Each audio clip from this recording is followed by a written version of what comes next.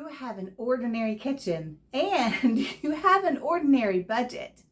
How can you practically create that gorgeous English country cottage style kitchen you've been dreaming of? This was my dilemma too, and we have found some answers.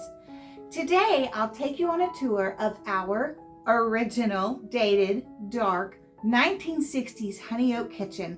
We'll share with you what we enjoy and plan to keep, what we would like to change, and some of our favorite English country style inspiration sources.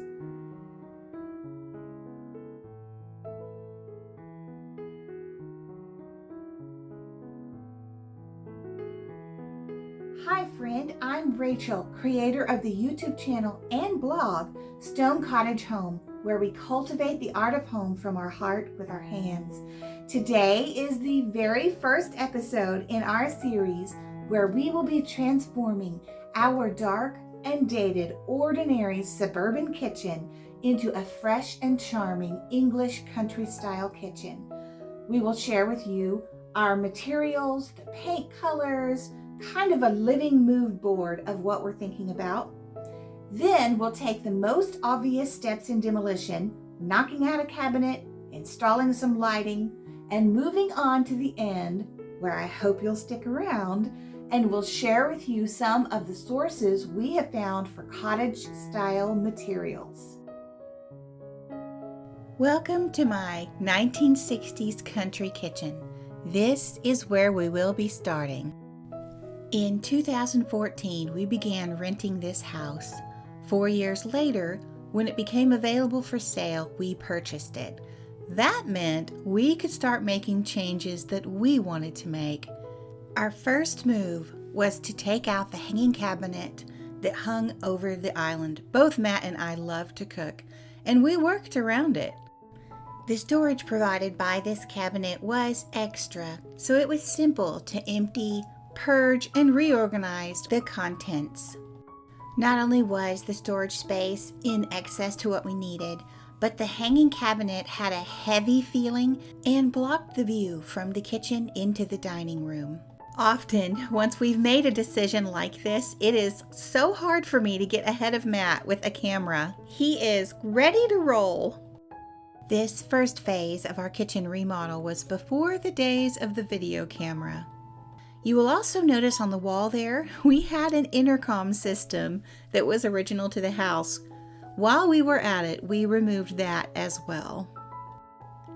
With the hanging cabinet gone, the kitchen already feels bigger, more open, lighter, brighter, and airy. During this process, I picked out 3 new pendants that would hang over the island, giving us even more light and a little bit of personality and style. The pendants came in several metal finishes. We chose classic copper.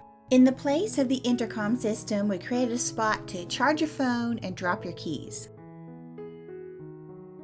With the hanging cabinet gone and the pendants installed, the kitchen and dining have been joined as one space. So much better for entertaining and fellowship. Now let's talk about phase 2. As you can see, we have moved ahead in time and have a video camera. By this point, I had started my YouTube channel and began recording each project as we tackled it. Okay, let's jump into this kitchen assessment. First, I'll share what we like and plan to keep, the things that we want to change, then our inspiration and design plans. For the record, Matt and I both love this kitchen. It is very functional. The design and layout are one of our favorite parts. It was well thought out, and the work triangle is very efficient. And even in its dated state, this kitchen already has a certain amount of charm and character that makes it feel very homey. Another advantage is the high-quality craftsmanship in the cabinetry. Everything is solid wood. I love the scallop trim that goes along the top. It's very cottagey. And I also like the pattern that is routed into the cabinet doors. In a kitchen remodel, cabinetry is often one of the biggest ticket items, but since these are well made and a style that we like, This will definitely help stretch the budget. On this lower cabinet, we will change a couple things. First of all, those strange vent openings will need to be filled in. And then you can see there is some steam damage from a previous dishwasher. Nothing that a little paint won't cover. I also adore the plate rack that runs along the top of the kitchen. Another favorite feature of mine is this kitchen window.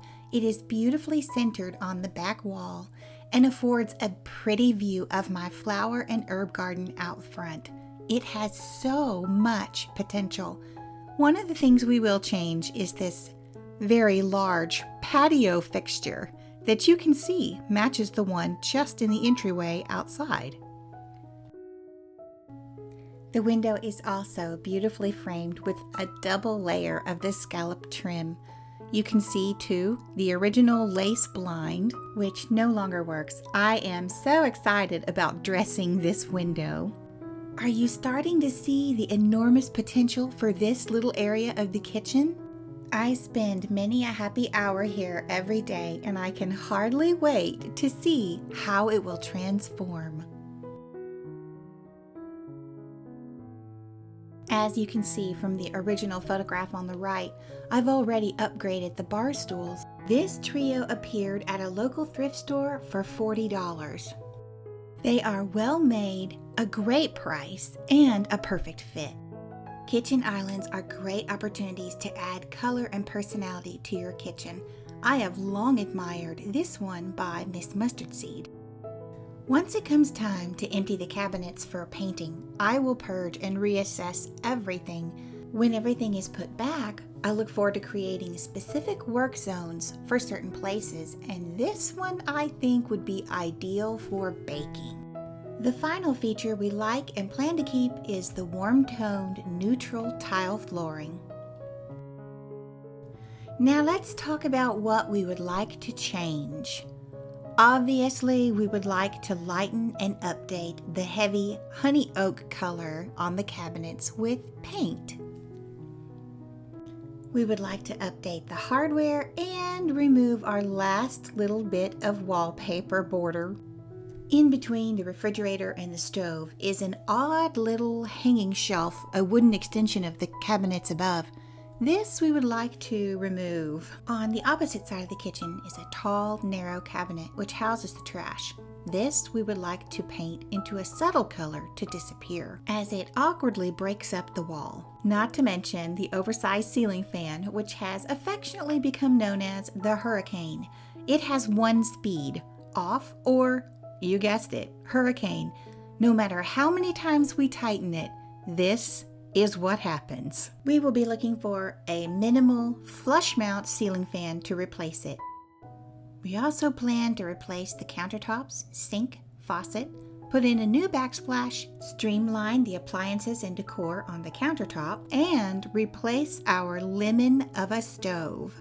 If you've been around, you know that we've already completed an English countryside makeover in the dining room. This will be a factor that affects the style and colors of the kitchen. One day at the beginning of this year, January 2023, as Matt and I were talking about our remodel plans for the living room, dining room, and kitchen, it occurred to me that all three of these rooms were visible from each of the other rooms, and they all would have to go together visually. This realization was overwhelming at first, and I walked away. But after time, the ideas began to percolate. We started in the living room. Here is the before and after.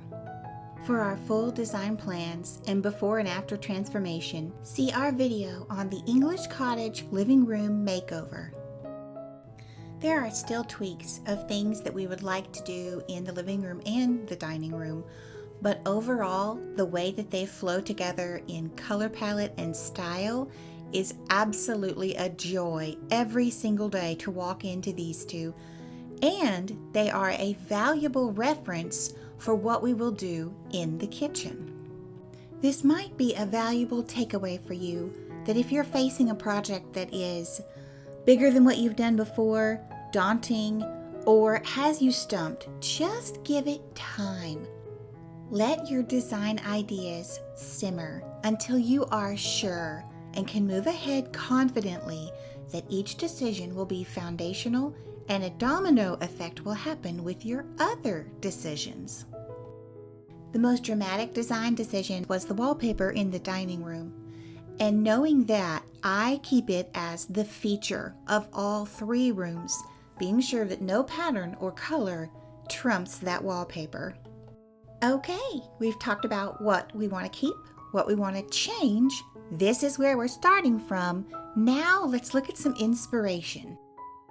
First and foremost to me is how a space makes you feel. This collection of English country style kitchens embodies the kind of feeling that I would love to portray in our kitchen. Descriptive words that come to mind include charming, cozy, very practical, and above all, comfortable and welcoming. Once I settled on the descriptive words for how our kitchen would feel, it was time to figure out why those rooms felt that way. What were the specific elements that created those feelings? The answer to that question was found in the repetition of patterns I saw in the pictures I selected. Many of the kitchens had a sage or vintage green paint color on the cabinets. There was a mixture of butcher block countertops and white quartz. I also zeroed in on the 2 main features of the kitchen, one being this pretty kitchen window centered on the cabinets on the back wall. As a focal point and a spot where I spend a lot of time, this area warrants careful planning and great attention to detail. In keeping with our goal to lighten and brighten the kitchen, I'm envisioning painting the upper cabinets a beautiful creamy ivory. For details, I would like even the utilitarian items we use in the kitchen to be beautiful. I've drawn inspiration from Miss Mustard Seed and others online. I love this vintage pendant and brass faucet. Here are the brass hardware pieces and the colors we're considering. Beautiful everyday items can bring such joy. The other main feature in the kitchen is the wall the stove is on. And again, this area warrants thoughtful consideration and attention to detail. This vintage European style kitchen by Arcadian Revival on Instagram definitely grabbed my attention. Now that we have some specific elements in mind, let's put together a living mood board to see how all of these things mingle with each other. So now to share with you the paint colors, material finishes, and some of the decor items that we're considering using to create this English cottage country kitchen. First thing that we have to consider is that when you are standing in the kitchen, you can see the dining room and the living room all in one viewpoint. So they do have to go together. And with that in mind, I would recommend using an idea that I got from Marion Parsons of Miss Mustard Seed in collecting all of your items together and creating a living mood board. This gives you a point of reference so that you will know for sure that every item will go with all the other items. With that in mind, I've gathered together some of the remnants of the materials we use to create our English countryside dining room. Here is a sample of the wallpaper. This is the main feature in the dining room and can be seen from the kitchen in every angle. So we will be using colors from this palette.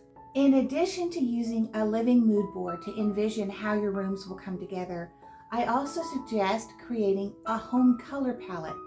From this base of colors, you can use more of one color in one room or in one space to differentiate between the spaces, but you will have a continuity that flows throughout your whole house. For us, we've begun building our home color palette, and you have seen it used in several spaces. Here's what we have so far. This vintage looking green is called Pesto Paste, and we've used it in several places, including the porch makeover and our laundry room makeover.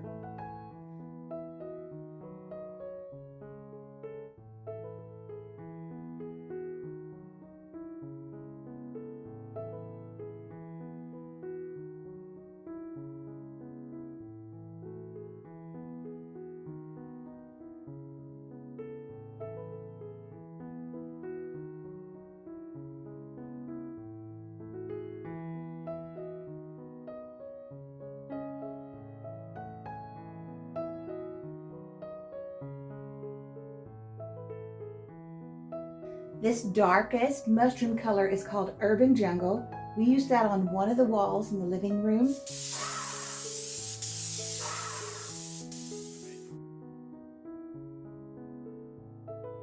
The middle color is Universal Khaki, and I've used it in 3 spaces, I believe, so far.